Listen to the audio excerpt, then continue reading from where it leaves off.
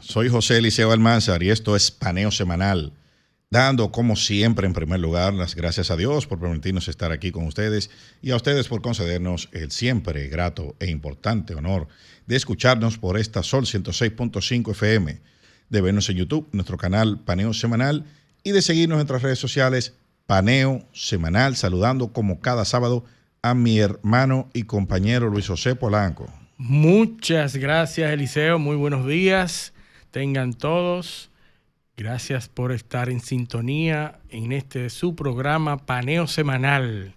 A nuestros oyentes que nos dispensan el favor de su audiencia, como cada sábado, de 10 a 12 meridiano. Bueno, Eliseo, aquí estamos. Tú sabes que tenemos una audiencia muy exquisita. Nuestra audiencia no es cualquier audiencia. Tenemos siempre unas personas, unos oyentes que nos reportan sintonía, están pendientes, que se oyó bajito, que tal tema. Bueno, nos corrigen cuando hablamos algo que no es preciso y precisan informaciones. Y esa gente hay que saludarla.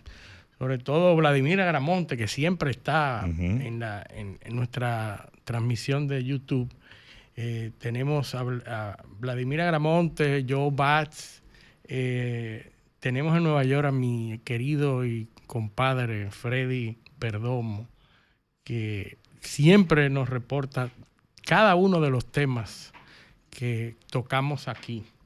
Bueno, José Barinas. Siempre, eso es lo importante, porque nosotros, eso es lo que queremos precisamente generar en el YouTube. Y nos trae feedback, siempre motivando con temas y nos debate temas específicos. Cuando hablamos de algo nos manda otra cosa que nos refuerza o nos contradice. Así es, generar opinión. Y también, ¿sabes quién? Johnny Arrendel, siempre opina aquí en el chat de YouTube. Marieli Almanzar. Así es, así que... ¿Familia tuya?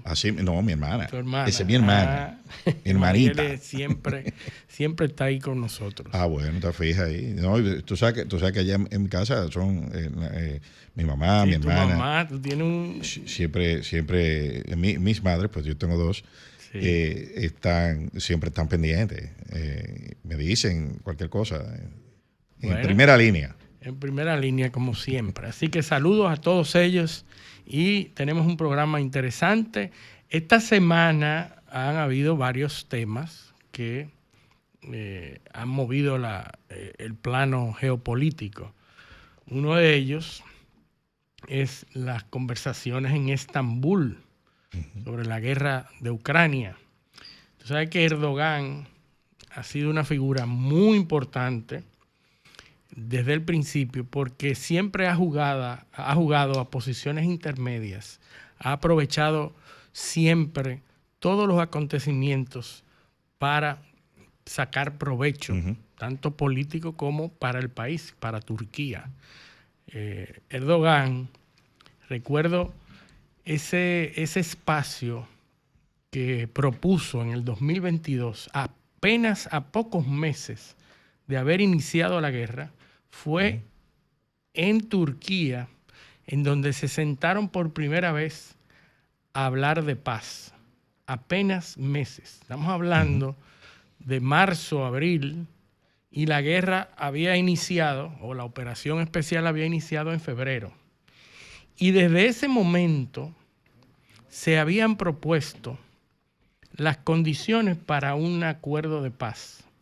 Apenas meses. Y yo revisando ese acuerdo de paz, son exactamente las mismas posiciones de hoy. Y son las mismas causas que alega Rusia que se incumplieron en los acuerdos de Minsk. Exactamente. O sea, porque es que esto es un conflicto viejo. Pero mira todo lo que se pudo haber evitado. Claro. Si ese acuerdo se hubiera firmado apenas meses de esa incursión. Y tú sabes por qué no se firmó eso. No se firmó de acuerdo a informaciones del que fuera primer ministro de Israel, que en un momento se decepcionó y lanzó el contenido de ese documento y dijo que en ese momento Boris, el que era primer ministro de Reino Unido, se opuso a esa firma, pero estaban planchadas las condiciones para que se pudiera dar ese acuerdo de paz en el 2022. Pero por eso Y es lo que te quien digo. se opone, de acuerdo a informaciones internas que salieron de Israel, Boris Johnson. Boris Johnson, El hombre de la primer peluca. ministro, siempre anda despeinado. Boris Sí, Johnson. sí. Y Boris con la Johnson media rota. se opuso a la firma de ese acuerdo y luego en Alemania y algunos en Francia también se opusieron. Es decir, Europa se opuso a eso. Pero la misma Europa que endosó los acuerdos de Minsk, porque todo esto viene la violación por de los acuerdos de por la Minsk. violación de los acuerdos de Minsk, que fueron apadrinados por Francia y por Alemania. Angela Merkel jugó un papel decisivo en esos acuerdos. Y entonces, después se decidió, por alguna razón, por razones que desconocemos, se decidió desconocerlo. O sea, lo que yo no entiendo, y eso lo hemos hablado varias veces aquí, es la posición de los alemanes, que en un momento entendieron lo estratégico, la importancia estratégica como último balón de oxígeno para la economía de pactar con Rusia para tener energía barata y para mantenerse competitivos en el sector industrial. Claro. Entonces, de buena a primera hubo un giro y probablemente tenga mucho que ver con el ascenso de Olaf Scholz al poder. Sí. Porque recuerda que con los verdes hubo que pactar. Y los verdes son los pro apagar las centrales nucleares, Sí. los pro todo eso. Lo que tienen a Europa sumida en un problema económico grandísimo, que no hay confiabilidad en el sistema energético que ellos están proponiendo. Lo que no se entiende es cómo entrando a esos acuerdos políticos internos en Alemania, entonces se accede también a romper con Rusia al mismo tiempo. Sí. O sea, ¿qué era lo que ellos estaban pensando? A romper con Rusia no, o a oponerse a un acuerdo de paz. Bueno, pues, a romper porque eventualmente se montaron en la ola de sancionar a los rusos. Sí. Y de cortar los suministros de gas. Y hay cosas interesantes que hay que destacar. Sabe que Erdogan ofrece ese escenario para reunirse, para negociar un acuerdo de paz. Zelensky inmediatamente acuerda, Rusia también accede y se va a Estambul. Finalmente Putin dice que no va a participar, no va, pero manda a su ex primer ministro, ex ministro de Cultura, que es un asesor, Vladimir Mendinsky. Vladimir Mendinsky es un historiador. Ese fue el asesor, el negociador número 1 de Putin, lo manda a Estambul. Que muy probablemente fue el que escribió el discurso que dio Putin el 20 de febrero de 2022, 48 horas antes de la invasión o de la operación militar especial. Ese discurso nosotros lo hemos reseñado muchas veces aquí, porque contiene la justificación histórica. De por qué es que Rusia tiene que tener control de esos territorios. El tinglado histórico, la narrativa histórica que sustenta el accionar de Putin está armado por ese grupo. Exactamente. Que incluso de intelectuales rusos, que incluso ha sido criticado por manipular la historia. Ese grupo, que es una corriente historicista que está tratando de decir incluso que los eventos actuales, los hechos históricos no son tan importantes como la narrativa. Es decir, que la narrativa es más importante que los hechos actuales en la historia. Un absurdo que nosotros entendemos que se hace para manipular la historia. Pero aparte de la manipulación histórica, Putin menciona y se compara con Pedro el Grande. Pedro I del imperio ruso, de los zares, de los Romanov.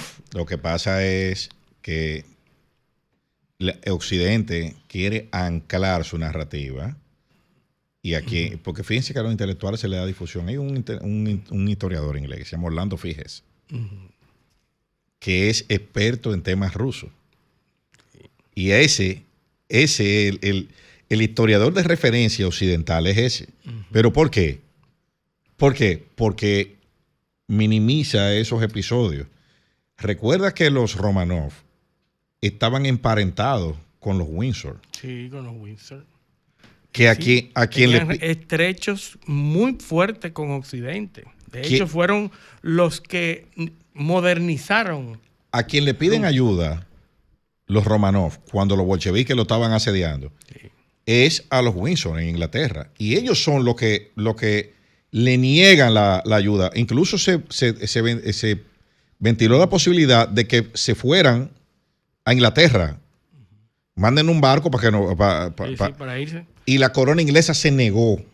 Sí.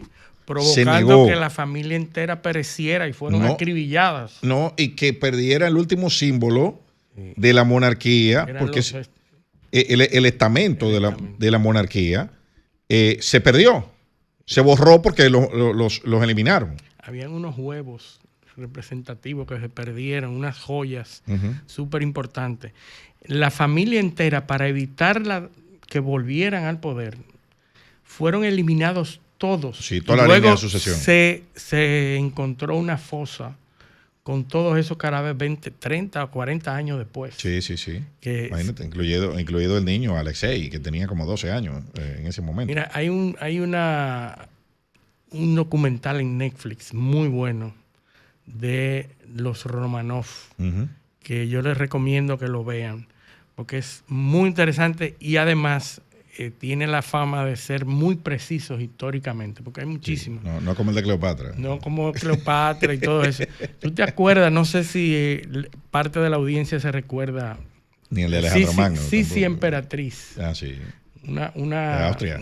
Una comedia, una película que era famosa en hace algunos años, que destacaba la época al inicio del siglo, al inicio del siglo XX, así, final del siglo XIX. Sí. Exacto. Y destacaba la fastuosidad con que se vivía en esa época. Traigo eso a colación porque hay una guerra que Pedro el Grande hizo por más de 23 años.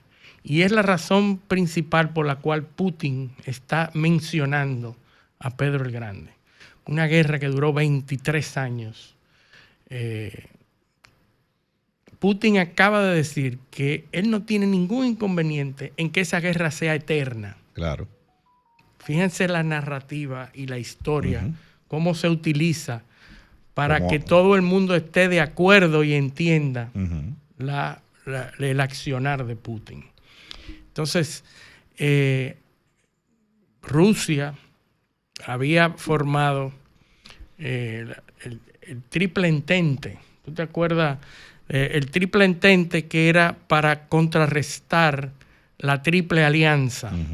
La Triple Alianza del Imperio Austrohúngaro y el intente de Rusia, Reino Unido y Francia frente al Imperio de Austria, Hungría e Italia.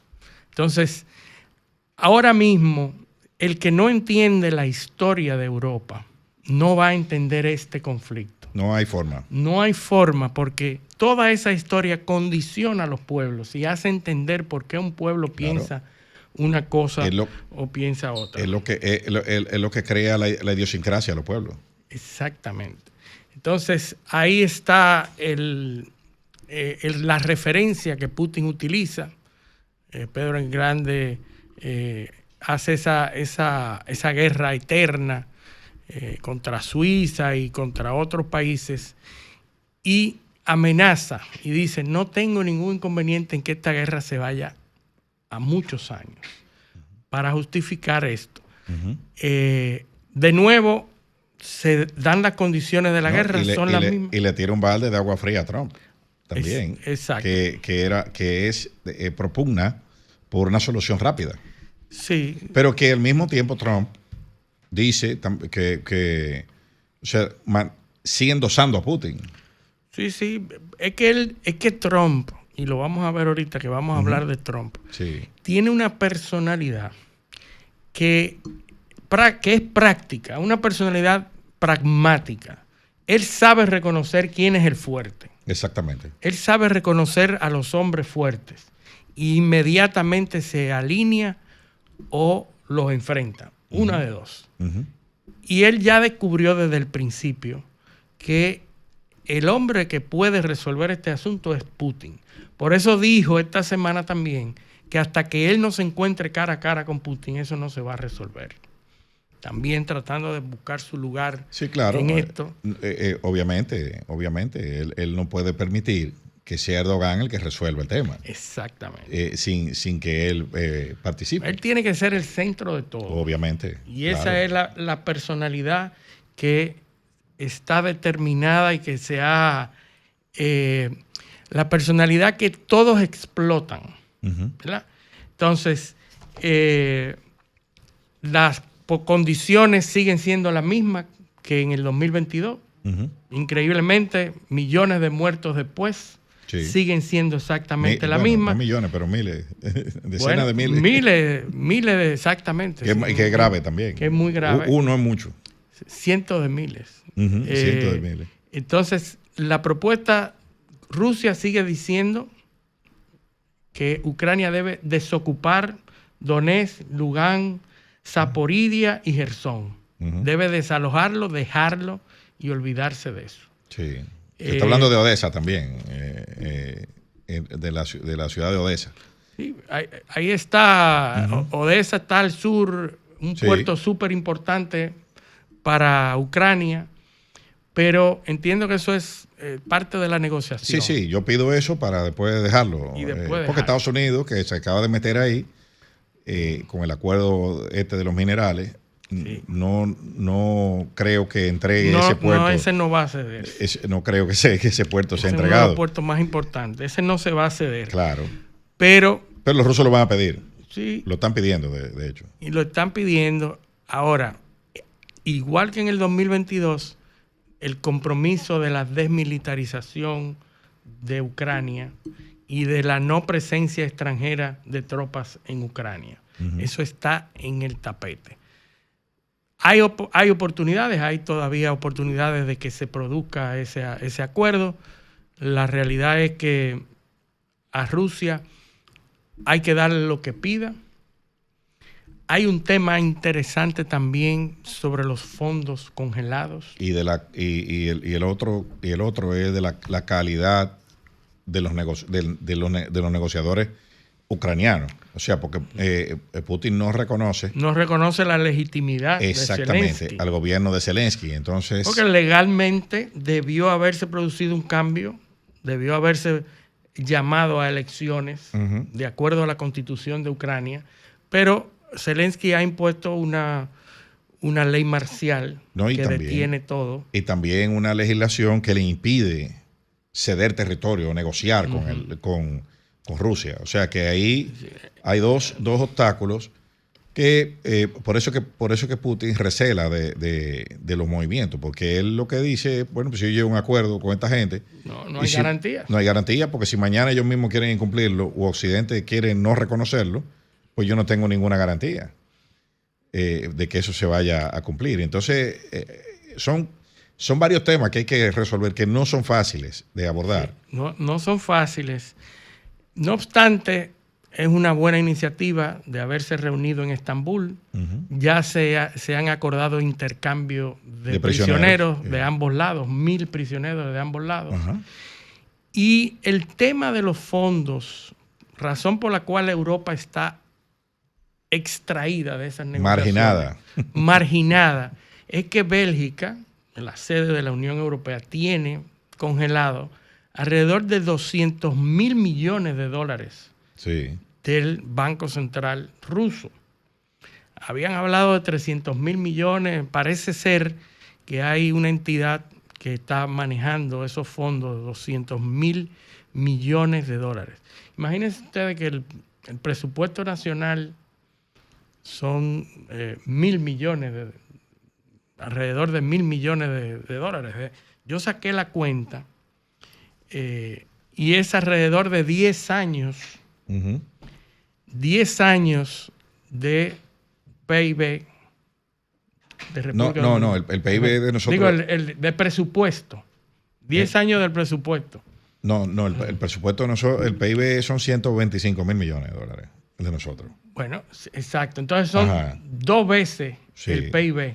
Sí, ahora sí. Exactamente. Dos veces el PIB de República Dominicana. Del PIB de República Dominicana, que están congelados en bancos europeos y que Europa pide que se utilicen parte de esos fondos para la reconstrucción de Ucrania y para negocios con Ucrania. Eso, recuerda que nosotros hemos hablado mucho aquí de los activos rusos que están congelados en la Unión Europea, que representan una parte del Banco Central ruso, pero hay muchos de los oligarcas que están también retenidos, que son alrededor de 50.000 millones. Sí, pero es el 12%.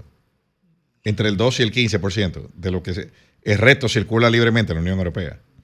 O sea, ese 15%, poniéndolo en el peor de los casos, de 50.000 millones de dólares que tú dices, es el 15% de lo que hay de los activos rusos que hay en la Unión Europea, de particulares. El otro 85% circula sin ningún problema, ¿eh? Sí, no, porque no son todos los que están sancionados. No, lo que han podido, lo que los gobiernos con los mecanismos y los instrumentos jurídicos han podido, a lo que se ha podido acceder. Lo otro está escondido en una serie de mecanismos y de fondos y subterfugios financieros que los gobiernos no pueden echarle mano, que está hecho para eso. Entonces, el asunto es un tema de seguridad jurídica.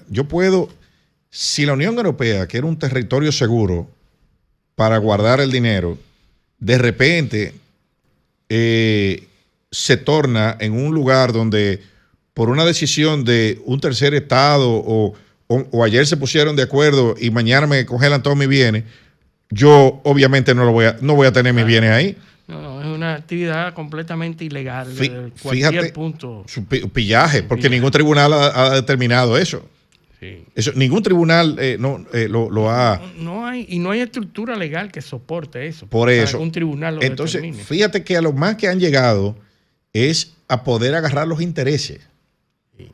¿Entiendes? Mira, vamos a coger los intereses. Porque en la misma Unión Europea no hay consenso para hacer eso. Porque hay economías de esas que viven de los servicios financieros. Sí. Que se van a ver más afectadas que otras. Si se permite acceder a esos fondos sin ningún tipo de control.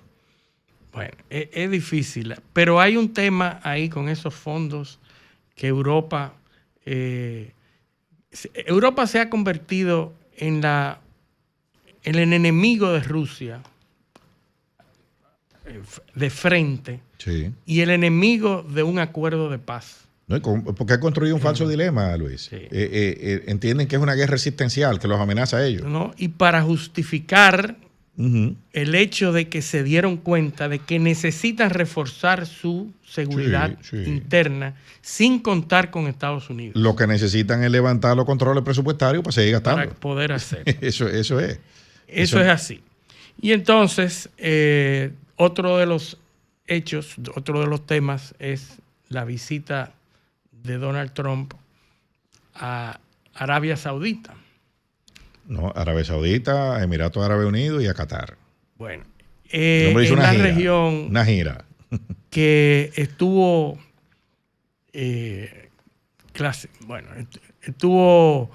determinada por la fastuosidad de Donald Trump. Estos pueblos que nosotros hemos hablado, estos países como Arabia Saudita, Emiratos Árabes, Qatar, son inteligentes, ¿verdad? Sus dirigentes son muy inteligentes y han sabido explotar la personalidad del líder norteamericano. Lo primero es que llegó con un contingente de aviones, alrededor de 16 casas, acompañando al avión, al Air Force One, en el aterrizaje. Y en el mismo aeropuerto le dieron un recibimiento de emperador, con toda la fastuosidad que puede. Todo lo que a Trump le gusta. Y todo lo que el dinero árabe puede comprar. Y obviamente que explotando esa debilidad de Donald Trump, porque es ególatra, sin lugar a dudas, muy inteligente, pero ególatra. Todo lo que se habló ahí fue beneficioso para Arabia Saudita. Todo se logró y se anunciaron acuerdos comerciales muy importantes. Los acuerdos comerciales, ventas de armas que ustedes van a decir, bueno, pero ¿cuál es la incidencia de esto? Pero se te fue una. Dime. Antes de que tenemos que mencionarla, que fue lo que posibilitó que se sentaran ahí. Estados Unidos cesó las operaciones de bombardeo en Yemen. Sí, claro. Y eso fue, para Trump podría sentarse ahí. Sí, se produjo el primer alejamiento de Trump con ¿Tú sabes por qué? Netanyahu. Se dio días antes de esa visita. Claro, porque Trump, y hay un artículo muy bueno en el New York Times que salió esta misma semana, dice que por qué Trump cesó los bombardeos en Yemen. Y era que habían tumbado varios F-18, están perdiendo, o sea, la operación está costando más de $1,000 millones mensuales y no se están consiguiendo los objetivos. Arabia Saudita le pasó una lista a Estados Unidos de 53 objetivos, 53 personas que debían ser eliminadas en esas misiones de bombardeo y no han eliminado ninguno. Sí. Entonces, o sea, los objetivos no se cumplieron. Y los yemenitas la semana pasada mandaron un misil que violó toda la defensa antiaérea de Israel, y cayó en el aeropuerto, nada más y nada menos que en el aeropuerto de Tel Aviv, creo que fue. Sí, Tel Aviv. Entonces, Estados Unidos ha dejado, o sea, cesó sus operaciones de bombardeo, aún habiendo sido atacados portaaviones, barcos de todos los calibres han sido atacados en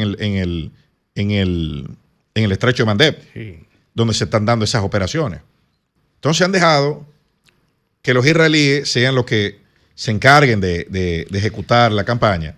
Israel ayer bombardeó el puerto de Odeida. Incrementó, escaló de nuevo los ataques a la franja de Gaza.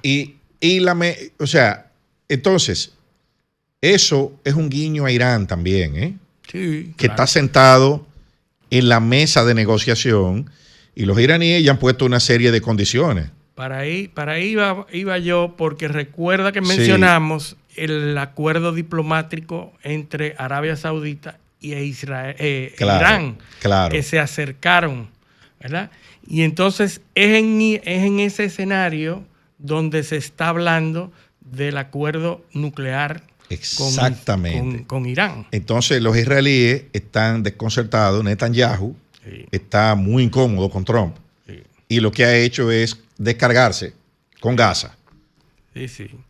O sea, han recrudecido los ataques y han lanzado una operación para la ocupación total de Gaza por la vía terrestre, los israelíes. Mira, se habló de ese acuerdo de una cantidad, miles de millones de dólares en acuerdo en venta de armas.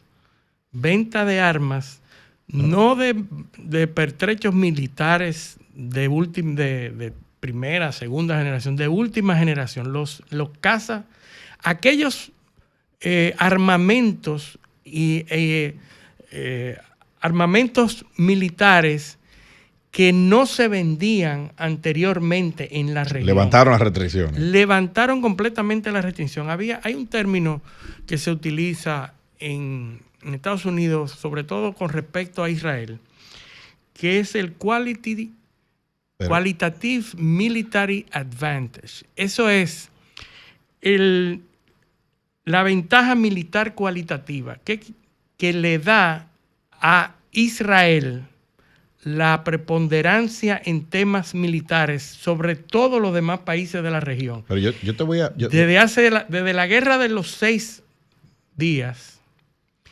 Estados Unidos tiene una política tendiente a que Israel tenga la ventaja táctica y militar sobre todo lo demás. Yo te voy a plantear. Y ahora se está violando con esta venta. Te voy a plantear que desarrollemos un poquito más eso después que volvamos de la pausa. Porque ahí hay un par de cosas más que hay que afinar. Hay que hablar de Qatar, que vuelve otra vez a quedar, a meterse en el eje, en el concón de la operación. Pero eso lo vamos a analizar cuando volvamos de la pausa. Esto es Paneo Semanal, no le cambien. Que ahora el agua potable llegue a casa de Miriam y de 2 millones de hogares más, lo logramos juntos.